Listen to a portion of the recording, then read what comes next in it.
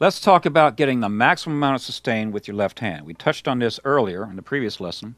But what you're going to do is consult your diagram 1A and 1B and take a couple of notes, adjacent notes, out of the minor pentatonic scale, E minor pentatonic. Let's start with the 4th string. Apply your blocking technique with your right hand. I don't need to show you the view of that on the video. Okay, you already know how to do that, right? Supposed to. All right, let's take, for example, the G and the A.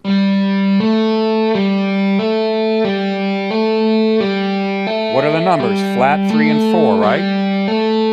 Okay, as you can hear, I'm starting it with a hammer-on, one of those hammer-ons from nowhere. And now what that does is it sets the volume. It sets the level of what I want the whole lick to sound like.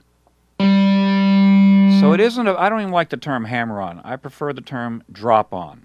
Meaning, think of your finger as being sort of heavy and it just falls. With a sufficient amount of force, you sort of keep pushing after you contact the string, so you get right against it. Did you hear that? How the string stuck to my finger? Because I was doing it fast.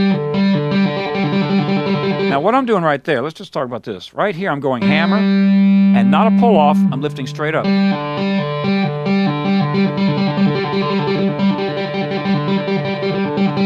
That's a good exercise to work on your aim and your speed, you know, starting point. Now here it is. There it is with a pull-off. The pull-off is rounder and more robust sounding.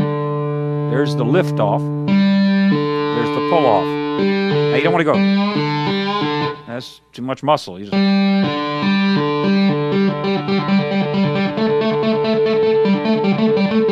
What does that sound like? It sounds like when you tap. Right? I don't have a sock to put around the strings with as much gain. You gotta dampen the strings, but you get the idea. It's a thinner kind of sound. That's what it sounds like.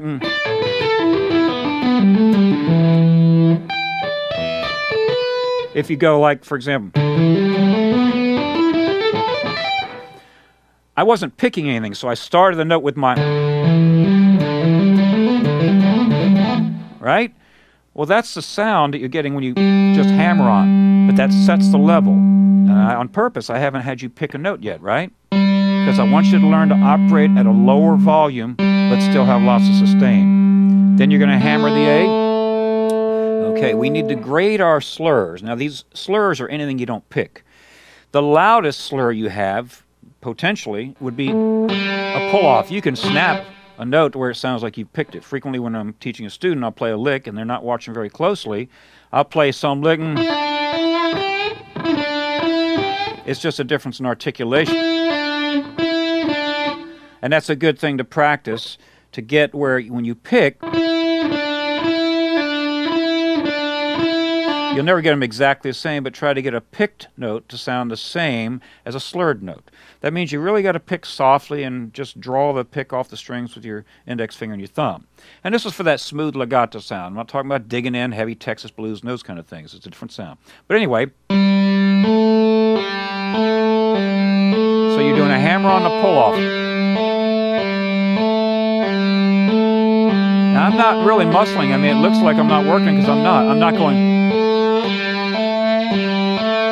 What do you hear going on? I'm squeezing like crazy. I'll get students to come in sometimes and they're just heavy-handed. I'm like, whoa, whoa, whoa, you're working way too hard and it sounds bad. So whatever force you use for that initial hammer-on from nowhere, balance it that way. Then you want to start experimenting with how crisp your pull-off is. And then listen to the tone.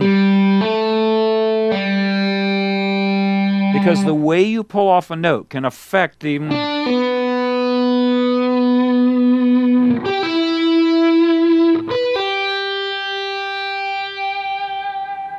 Okay? It affects the note. So what you're going to do in this lesson is you're going to go through the E minor pentatonic scale. Again, this will keep you busy for a few days or a few weeks. You're going to go all over the neck playing the adjacent notes.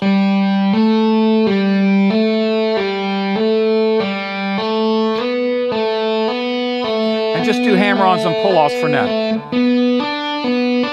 And practice hammering both the higher note as your starting point or the lower note. See what I mean? I did a little slide there. I don't want to do the slides yet. We're going to talk about that in just a minute. So let's say you're going to do the third string. By the way, this will help you understand that concept that I've said earlier about I view every string as a different instrument because they respond differently. They sound different.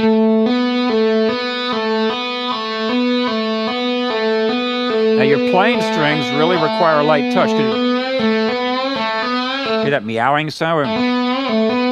When you do a pull-off, make sure you don't bend the string. So you can see I started both with my index finger and with my ring. Now I'm just staying in position playing pretty much. Even on the blues stuff, when you do a minor third stretch, practice it both with your fourth and your first fingers, but also your first and your third. Because you got to have that traditional.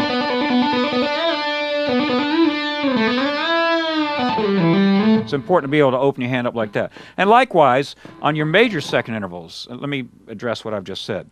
In the minor pentatonic scale, you only have two intervals occurring between adjacent notes. That's either a 2-fret span, which occurs between the flat third and the fourth and the fifth, and the flat 7 and the 1. You can see that in diagram 1B. Or you have the minor third interval, which occurs between the root and the flat third and the fifth and the flat 7th. Again, view what I just said in diagram 1B and make sure you understand that. So if you're playing a major second interval, a whole step, you can hold your hand in your classical posture. You see how my thumb's in the back now?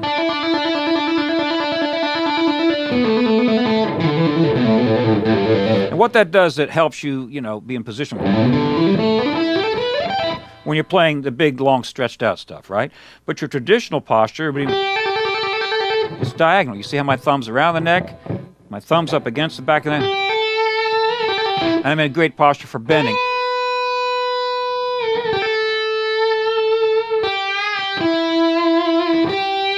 Okay, now you can...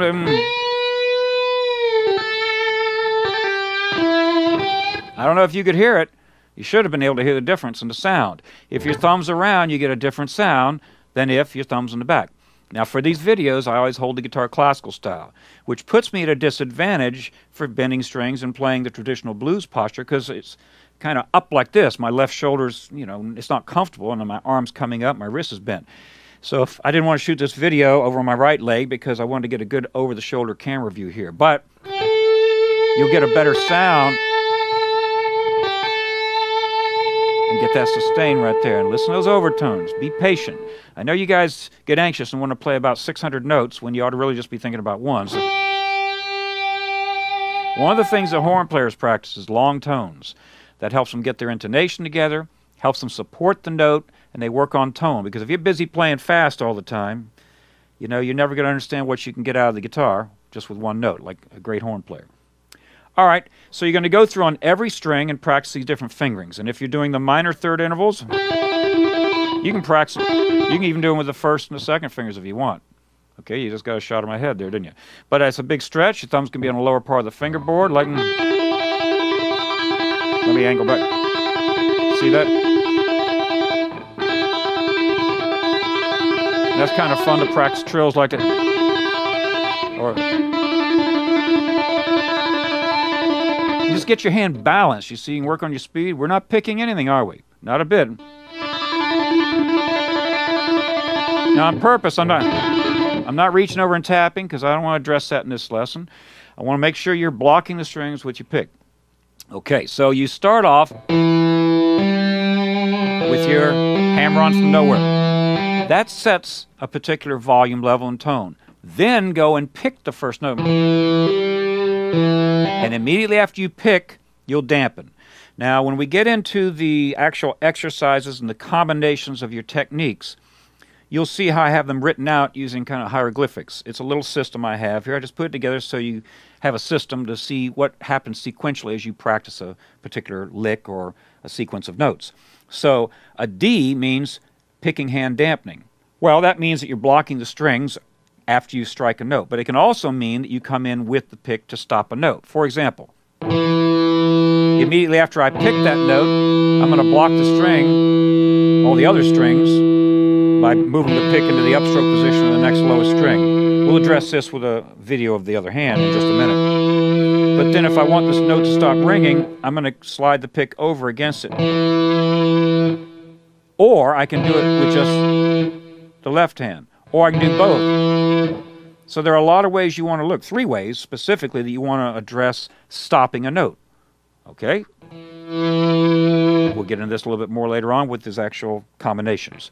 Okay, so you see what we did with hammer-ons and pull-offs, and we're getting a lot of sustain. Now there I'm playing non-adjacent notes.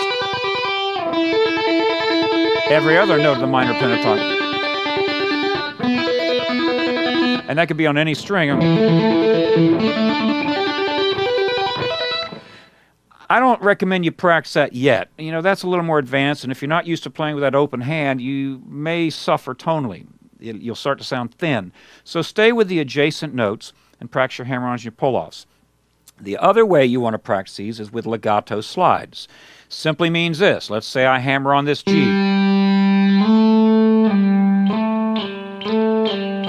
Okay, you're hearing a lot of nasty squeaking, right?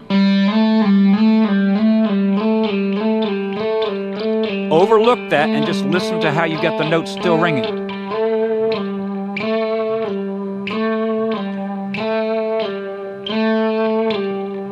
Do you hear what happens?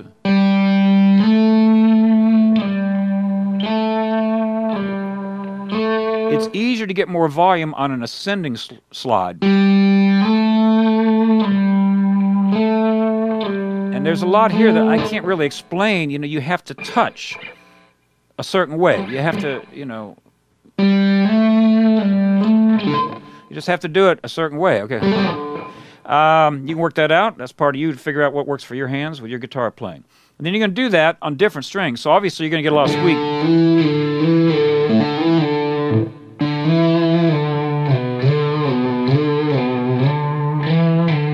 Now I'm putting vibrato on it. You can practice it dry with no vibrato.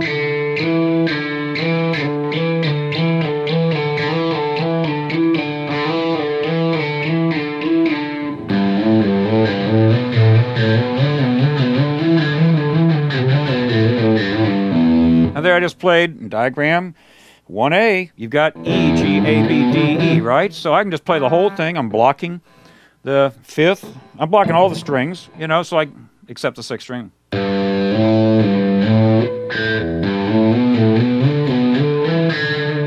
And I'll tell you what, I would block, there's a case where I would block without the pick. I would block the 5th, 4th, and 3rd strings. You hear what just happened? My thumb lightly touched the 6th string. And kind of muted it out a little bit. It's because if you're going to come over there and block those strings, you got to make sure.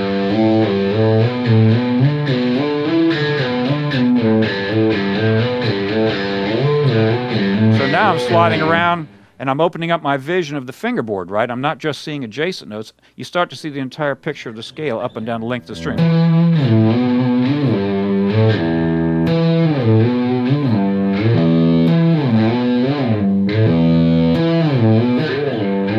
And don't slip off the string, off the fingerboard like that. You can get reckless and slide right off. Okay, then you're going to do that on the plain strings. You won't have all that squeak you're dealing with.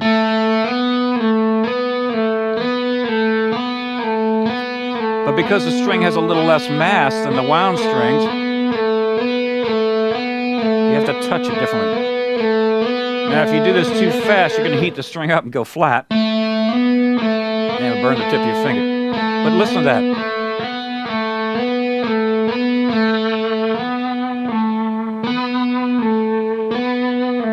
And you want to take inventory of the changes of the volume. Like if I'm just sliding,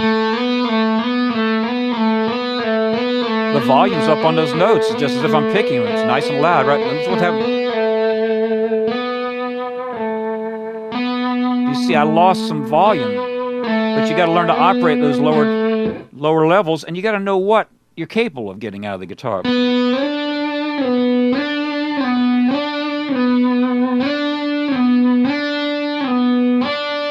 Now listen to how I really go up there quickly, as opposed to. So this issue of your legato slides, think of all the different ways you can play a legato slide. You can do it quickly, so you actually jerking your hand up there, and that kicks the note. Again, it's easier going up the neck than going. And when you do that, I'll try to explain. When you come to the stoplight, so to speak, you really squeeze a little bit more. Then you relax that tension, because if you keep squeezing, you hear that intonation? You should listen. If I squeeze too hard, I'm bending the string down between the frets. So you also have to, especially in a higher fret,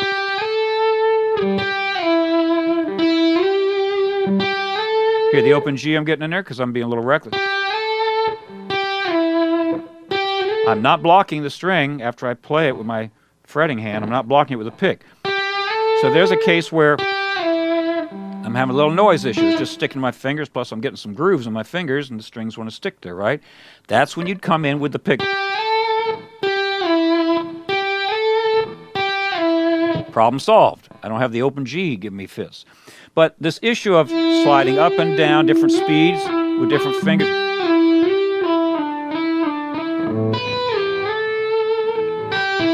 And you heard some noise just then. That was because I lifted my right hand off the strings when I was changing strings, and you heard how you need to dampen. Okay? Because if I don't block at all and I try to play like,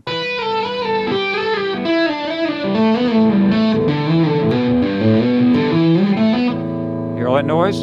So you got to block the strings.